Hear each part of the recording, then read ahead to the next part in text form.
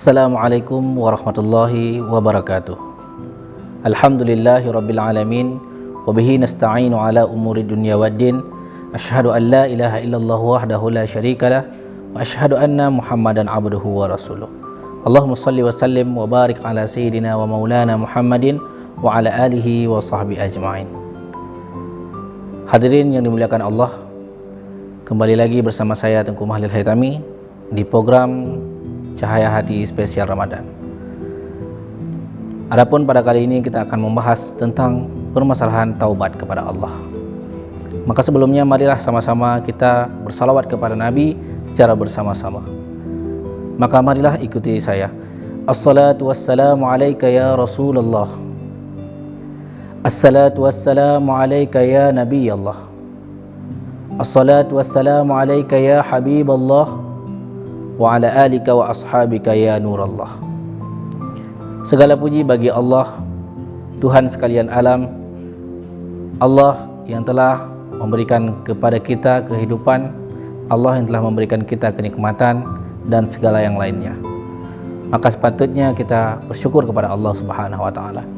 Pula kepada Rasulullah sallallahu alaihi wasallam, karena dengan hadirnya Rasulullah lah kita bisa mendapatkan nikmatnya dalam Islam, nikmatnya iman.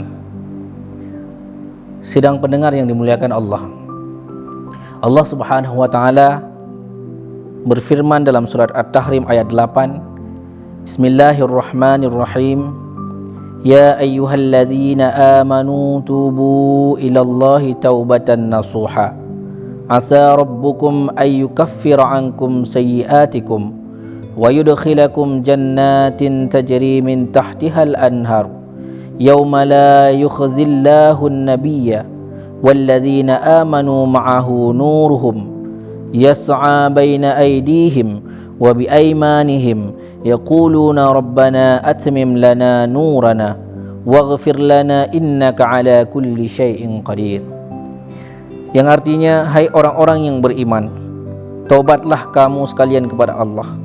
Semoga Tuhanmu menghapuskan semua kejelekanmu dan mengampunimu dan memasukkan kamu sekalian ke dalam surga yang mengalir di bawahnya beberapa sungai. Pada hari Allah tidak menghinakan Nabi dan orang-orang yang beriman berserta beliau. Menghinakan Nabi dan orang-orang yang pada hari Allah tidak menghinakan Nabi dan orang-orang yang beriman beserta beliau. Sedangkan cahaya mereka bersinar di hadapan dan di sebelah kanan mereka. Dan mereka berkata, Tuhan kami, sempurnakanlah untuk kami cahaya kami dan ampunilah kami, sesungguhnya Engkau Maha Kuasa di atas segala sesuatu. Pemirsa yang dimuliakan Allah, taubat merupakan salah satu unsur penting di dalam kehidupan kita. Kenapa? Karena manusia selalu dalam kesalahan, baik disadari maupun tidak. Kullu insan khata'un, setiap manusia itu pasti dalam bersalah. Maka oleh karena itu kita dianjurkan untuk selalu bertaubat. Karena dengan bertobatlah Allah akan menghapuskan semua dosa-dosa. At-taibu kaman la zambalah. At-taibu kaman la zambalah. Orang yang bertobat itu sama seperti orang yang tidak berdosa sama sekali. yakni Allah Subhanahu wa taala akan menghapus segala dosa yang ada padanya karena dia bertaubat. At-taubatu 'ala dzambi kas-sabuni 'ala tsaubi.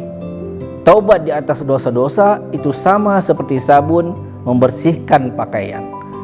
Yang mana pakaian yang sangat kotor, sabun bisa membersihkan dengan sangat bersih dan wangi. Kita selalu dalam berdosa, maka oleh Allah sangat menganjurkan kita untuk bertaubat. Ya ayyuhalladzina amanu tubu ilallahi taubatan nasuha. Wahai orang-orang yang beriman, bertaubatlah olehmu kepada Allah dengan sebenar-benar taubat. Bagaimana cara kita bertobat? Cara bertobat kepada Allah itu ada 8 cara. 8 cara kita bertobat kepada Allah. Yang pertama, dengan menyesal akan dosa-dosa yang telah terdahulu. Kemudian menunaikan semua yang difardukan oleh Allah Subhanahu wa taala kepada kita. Yang ketiga, mengembalikan hak-hak orang lain. Mungkin kita pernah mengambil hak-hak orang lain, maka di sini kesempatan kita untuk mengembalikannya. Jika kita pernah meninggalkan sholat fardu, puasa dan sebagainya, maka saatnya kita bertobat kepada Allah. Kita jangan pernah meninggalkan sholat fardu dan jangan pernah kita meninggalkan puasa Ramadan. Yang keempat, minta halalah kepada para lawannya. Jika kita punya musuh, maka minta maaflah kepada musuh kita. Jika kita pernah mengambil punya orang lain, maka minta maaflah kepadanya. Yang kelima, berniat tidak akan mengulanginya lagi. Jadi ketika kita bertobat kepada Allah dengan sebenar-benar tobat, jangan hanya diucapkan dari mulut, tetapi juga diniatkan dalam hati dengan sebenar-benarnya, saya tidak akan mengulanginya kembali. Yang keenam, mendidik dan melatih diri untuk bertaat kepada Allah. Kita harus melatih diri kita untuk bertaat kepada Allah.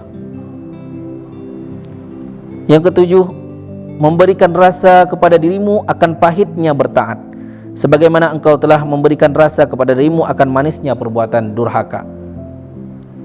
Rasakan manisnya beribadah. Maka dengan itu Anda harus bertobat supaya Anda mendapatkan manisnya ibadah. Sebagaimana kita mudah dalam melakukan perbuatan dosa, begitu pula ketika kita bertobat. Kita bertobat untuk mendapatkan manisnya ibadah kita. Yang kedelapan, memperbaiki yang dimakan dan yang minum. Artinya sesuatu yang kita cari, nafkah yang kita cari untuk kita makan dan kita minum, itu harus semua yang halal-halal. Pernah diceritakan di kalangan Bani Israel, ada seorang pemuda yang telah menyembah Allah Ta'ala selama 20 tahun dan durhaka kepada Allah selama 20 tahun. Pada suatu hari, pemuda tersebut bercermin dan melihat di dagunya ada jenggot yang sudah sangat putih. Dia berkata, "Ya Tuhanku, aku sudah berbuat taat kepadamu selama 20 tahun dan aku juga sudah mendurhakaimu selama 20 tahun. Apakah engkau menerima taubatku, wahai Allah?" Maka saat itu dia mendengar suara, "Kamu telah mencintai aku, maka kami akan menerima kamu." Diceritakan dari Asy-Syaikh Al-Imam Abi Nasr As-Samarkandi bahwa dia berkata, adalah Hasan Basri pada masa mudanya, beliau sangat tampan sekali, beliau sangat bagus, beliau sangat rapi. Beliau suka berjalan-jalan keliling kampung untuk menikmati pemandangan-pemandangan. Pada suatu hari dia melihat seorang perempuan, yang perempuan tersebut berjalan di jalanan, kemudian oleh Hasan Basri mengikutinya dari belakang. Kemudian oleh perempuan itu melihat ke belakangnya dan berkata kepada Hasan Basri, "Wahai pemuda, apakah engkau tidak malu kepada zat yang maha melihat?" "Malu kepada siapa?" Hasan Basri menjawab, "Malu kepada Allah Subhanahu wa ta'ala, yang mana Allah mengetahui mata-mata yang berkhianat dan hati-hati yang busuk, yang merasakan, yang tidak bisa mengendalikan nafsunya." Pada saat itu dikatakan oleh Asy-Syaikh Abi Nasri As-Samarkandi bahwa saat itu Hasan Basri merasakan bahwa si perempuan sudah mencintainya.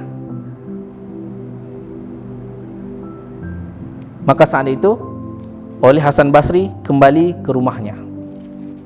Pada saat kembali ke rumahnya, oleh Hasan Basri didatangi oleh seorang pelayan dengan membawa sebuah baki. Baki itu disodorkan kepada Hasan Basri. "Wahai Hasan Basri, saya membawakan kepada Anda titipan dari majikan saya."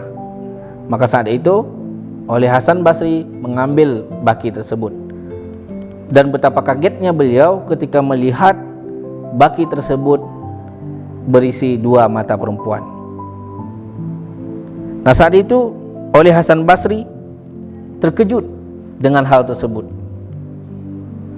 Apa yang dikatakan oleh si pelayan? Si pelayan mengatakan bahwa majikanku membawakan mata ini kepadamu. Kenapa? Karena dia tidak ingin mata yang bisa membuat orang terpesona dan hilang akal sehatnya. Saat itu Hasan Basri menangis terseduh-seduh. Beliau berkata, saya telah berdosa karena melihat seorang perempuan yang sangat cantik jelita dan tidak bisa mengendalikan nafsu. Saya ingin pergi ke rumahnya dan ingin meminta maaf kepadanya. Maka malam itu Hasan Basri menangis dengan sangat keras sekali sampai pagi. Saat itu oleh Hasan Basri mendatangi rumah perempuan tersebut dan ingin meminta maaf. Dan alangkah terkejutnya Hasan Basri saat di rumah tersebut wanita itu sudah meninggal.